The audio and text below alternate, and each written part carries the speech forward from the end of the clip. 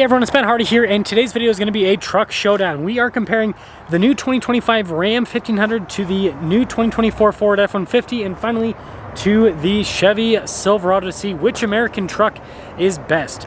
Before we get in this video, I want to give a huge shout out and thank you to the Carl Malone Chevy in Park City, the Carl Malone Ford in Park City, and the Carl Malone Dodge in Heber for giving me some time with all three of these trucks. I'll include a link to all three of their websites in the description down below. Also include a link to my car buying guide in the description down below as well. Let's get into it.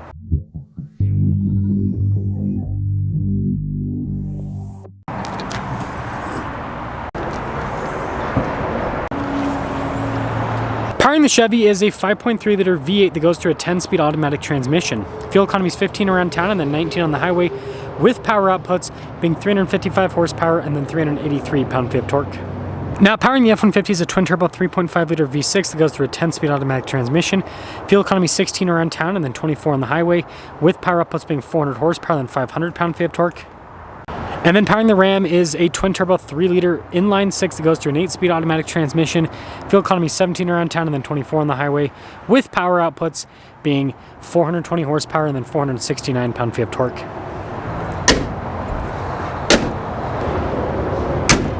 Before we move forward with this comparison, I do want to mention, if you want to see more videos just like this, then I recommend you subscribe because I post content every single day.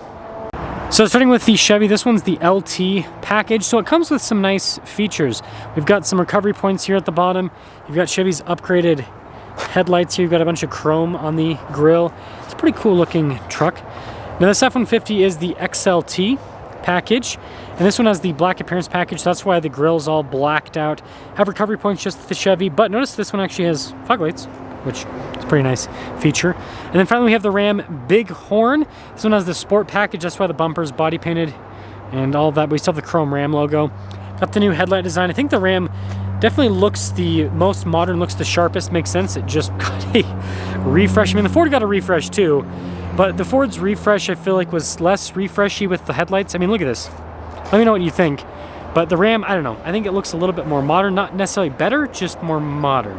Tire wheel setup with the Chevy is 255 by 70 by 17 in the front and over in the rear.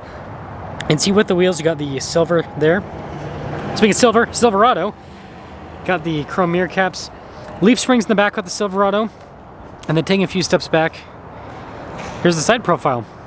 Now with the Ford, our tire wheel setup is 275 by 65 by 18 in the front and over in the rear. You can see the wheels of this package are all blacked out. Got your F-150 XLT badge. It's cool the Ford has side steps there. Just like the Chevy, leaf springs in the back. Can't really give you guys a good side profile because it's in between the other two trucks, but I do like the side profile on the Fords. It looks good. Now with the Ram, our tire wheel setup is 275 by 55 by 20 in the front and over in the rear. You can see with the wheels, you've got chrome here with this sport package. Fender flares on the Ram. Got the Ram logo, got that new 1500 SST badge. We've got multi-link in the back with the Ram, so it's got the oddball out suspension, I suppose. But there's your side view. So taking a look at the beds of the trucks, they're all pretty similar in terms of the lack of equipment, I suppose, with this comparison. So nothing really happening with the Ram bed. Tailgate is easy to get up. With the Ford, I mean, we do have an outlet, so we got that going for us on the Ford side of things. But yeah, no bed liner, just like the Ram. Tailgate, a little bit more weight, still easy to get up. The Chevy at least has tailgate protection. Ooh, LED lights. And an outlet, so I guess the Chevy has the most equipment out of the bunch with the bed. And then the tailgate, it's probably most awkward to close, but it's the lightest. And then when it comes to rear ends, this new Ram logo kind of makes the back end look fancier. I mean, look at that. Dual exhaust tips, all of that. This is the back end of the Ford. Pretty cool with the darker Ford logo. And then with the Silverado, you got the bumper steps. So that bumper step system, that's a nice bit of practicality. I like how the Chevy and the Ford both have the exhaust tips poking out the side though. But yeah, let me know if you like the Chevy, the Ford, or the Ram the most from the exterior. Now in the back of the Ram, tons of legroom. Got a little storage pocket here. I like the door panel. Look at the kind of trim there throughout soft touch. These seats, they're also really premium looking for cloth seats at least. Got some cup holders here, you can see the vents, all of that. We do have some under-seat storage as well. And I'm willing to bet this has ice buckets. Yeah, look at that, ice buckets. Well, in the back of the Ford, just as spacious as the Ram. Have this kind of like cup holder section with the vents and everything. Look at the door panel. It's pretty nice with all the trim. And then you can see with these cloth seats, a little bit kind of like rougher texture in the Ram, but I think they're still pretty comfortable.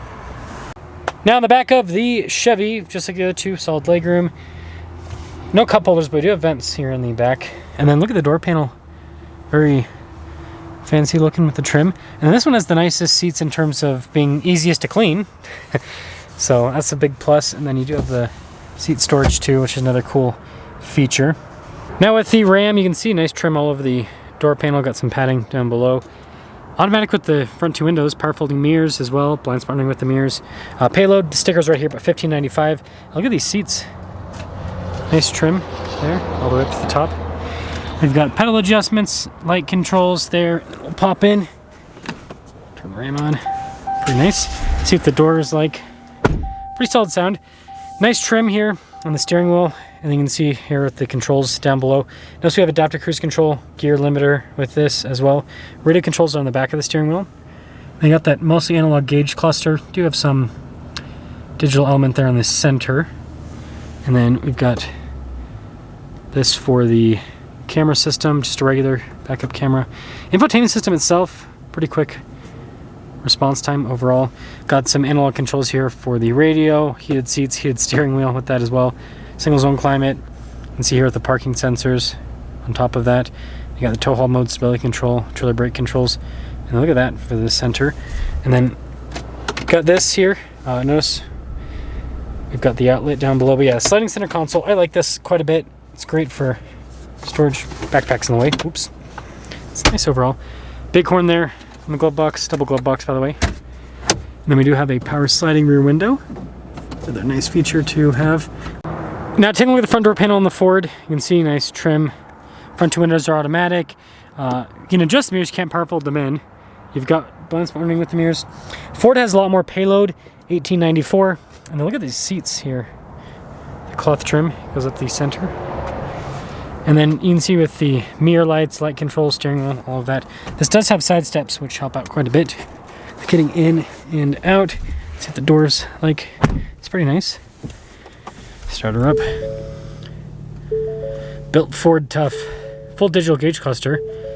So I guess that's a little bit of a fancier thing with the Ford. Have adaptive cruise control just like the Ram. Controls for the center stack. Nice trim around the steering wheel. Big infotainment system. And by the way, we do have a 360 camera system. And then you got a bunch of controls at the top for like the camera, for example. Hill descent control as well. But nice infotainment system. Trailer brake controls here with this. You can see here for the drive line select, drive mode select, as well as the rear locking differential. So I forgot to show it in the Ram. I can show it during the driving portion, but that has 4-wheel auto. I'm like 90% sure. This one does not, as you can see. Dual zone climate in this. We've got heated seats as well. Storage area, shifter here. Got some cup holders, and then the center console like this. Whole like top section is nice. So double glove box just like the Ram, and we do have a power sliding rear window as well. No center on this one. So taking a look at the door panel in the Chevy, very tight looking overall. Just the driver windows automatic, no power folding mirror function. Doesn't look like we have blind spot monitoring either. Payload capacity on the Chevy 1846, and then again we've got the easiest to clean seats out of the bunch. And then notice this one does not have a 2-speed transfer case. It does have an advanced four-wheel drive system, but no 2-speed. And then we've got our light controls there as well. And then popping in, we'll see how this is. Solid. Ooh, big digital gauge cluster just like the Ford. So I guess the Ram's the one that's behind on that front with this comparison. And you can see all the controls here on the steering wheel. Nice trim all around. And then we actually have a column shifter, which apparently I have to buckle my seatbelt to use it. It's one thing I will find annoying about Chevy. There we go. I can put that in, and boom, just regular backup camera with this. All of that just to show you we have a normal backup camera. But yeah, infotainment system. It'll load up. Pretty quick to respond, easy to use. Got a bunch of physical buttons down below. Dropped on all the windows at once, which is pretty cool. Trailer brake controls. And then you can see here with the dual zone climate heated seats, which is nice. Nice trim across the dash, by the way. And then look at the glove box setup. double glove box. And then this one does have a bench seat here in the center. So that folds up. You got storage underneath. And then it does have a power sliding window, just like the other two.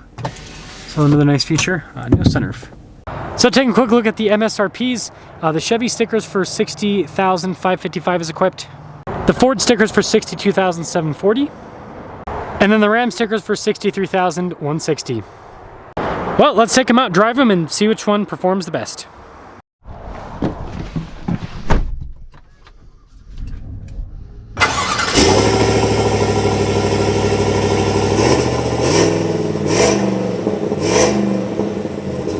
Let's set off on the Chevy first, and then we'll do the Ford and the Ram. I should have probably parked them in the opposite order, since I wanted to drive in this order, because now I have to do this awkward million-point turn with all three of the trucks. Man, that's tight. Always got to do that. I guess this will show us the maneuverability of all three of the trucks. Or not all three, because the Ram is on the end, so it's not going to be hard to get out. But I guess the Chevy and the Ford, yeah, we cleared the Ram. We are good to go. I guess that shows the visibility is pretty good in the Chevy. I was able to self-spot myself out of the parking lot. No camera system. Obviously I have the backup camera, but that's it. Also, if you guys are interested in the Shelby Raptor, I noticed they've got a pretty big discount on that now, since it's a 23 old model year. Ah, look, it's one of the Grenadiers. It's cool. Good torque right off the bat. Just in two-wheel, of course, fuel light. Yeah, it's in two-wheel drive. Yeah, it seems like it's got pretty comfortable suspension too.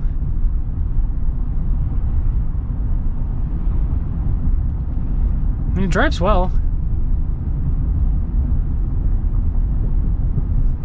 Yeah, with the bumps and everything, I think the damping's pretty nice. It's a pretty comfortable ride overall.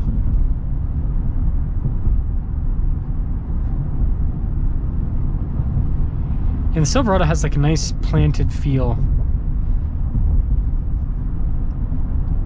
Feels like a traditional pickup truck. It makes sense. It's, you know, leaf springs, and they still use, you know, a slightly heavier construction with the Silverado compared to, you know, the Raptor, for example. Not the Raptor, the F-150. I just reviewed a bunch of Raptors before this, so my mind is still in that review, I guess. Yeah, suspension seems to do well with the little bumps and everything. Let's see what the turning radius is like.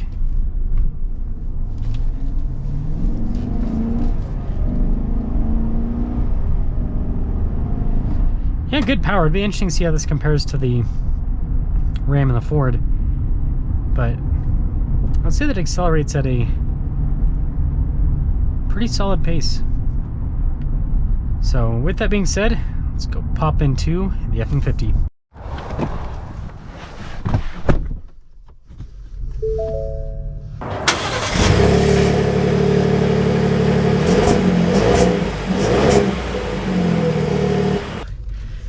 F-150. Gotta do the same fun stuff in this as we did in the Silverado. Actually, this might be even more awkward than the Silverado, believe it or not. After some finagling, made it out with the F-150. Definitely tight. You know, almost felt like it was more difficult to get out with the F-150 than the Chevy. Very interesting. So right off the bat, the F-150 has kind of like a lighter feel to it. It is, you know, the aluminum construction does kind of change things quite a bit dynamically.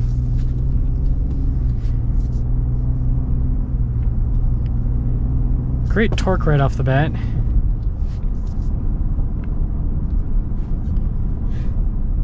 I wouldn't say the suspension is more comfortable. Again, this just has a lighter feel than the Silverado.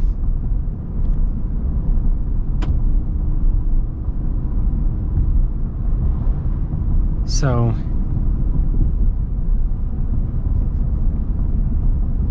yeah, it's nice.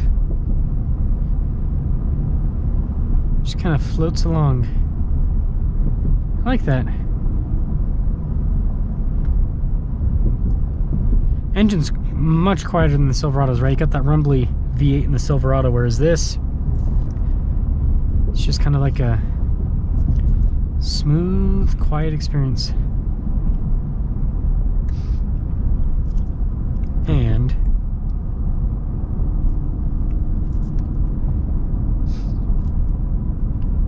yeah, it drives well.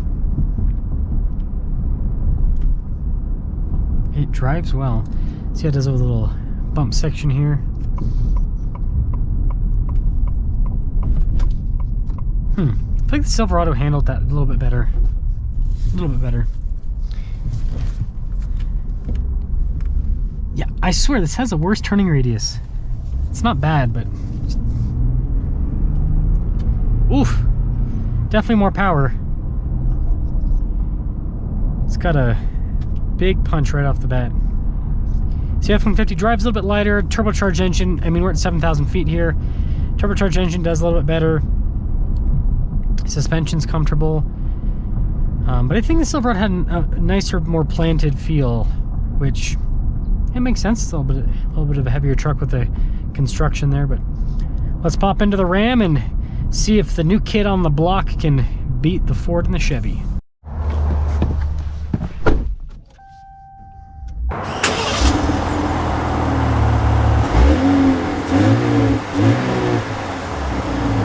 Let's talk about visibility before we set off. Here's visibility over the hood, both the mirrors, and the rest of the rear of the Ram.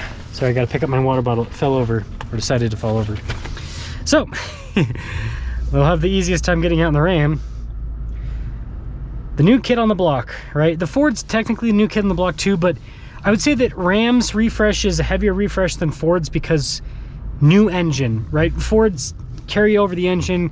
Ram carried over the body and most of the interior, infotainment system, all of that, but new engine, whereas Ford's carried over everything except it's basically new headlights and taillights in the new F-150. They look good. I think they look good, but it's not as big of a change as what you have with the Ram here. And yeah, we're going a different way because I have got to head back to the Dodge store. I'm doing a fuel economy video with this new Hurricane. But what I will say is the truck feels different than the F-150. It's kind of like in between the Silverado and the F-150. It's lighter feeling than the Silverado, but it's heavier feeling and more planted feeling than the F-150, if that makes sense. But it feels just as planted as the Silverado. Again, that multi-link in the back end helps out that quite a bit. Now, in terms of ride quality, I'd say they're all pretty similar. Like, they're not, one's not more comfortable than the other. So I think that's a nice thing.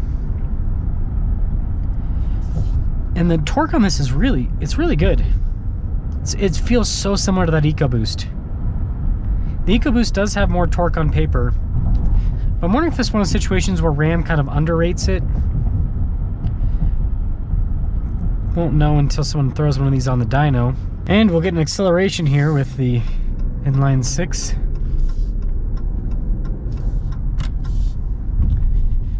Wait till we get around this little corner here. Wow. Here's the difference between this and the EcoBoost that I feel. The EcoBoost, it's a little bit of turbo lag, and then it, you know, has like quite a bit of power, and then it kind of falls off. This, it feels like boom, there's torque, and then it just keeps going. It doesn't really fall off. I think that's the difference in terms of the acceleration feel between this and the EcoBoost. So with that being said, we do have to rate these trucks. They're all about the same price tag. The Chevy was the least expensive, so we could actually put a little bit more equipment on that Chevy and have a similar MSRP. Like maybe like 360 camera system, for example. So I'd say when it comes to, you know, technology value, Ford and Chevy are kind of up there because this doesn't have a 360, it doesn't have a digital gauge cluster. So Ford and Chevy are kind of edging out in that front. Ford and Chevy edge out on payload as well.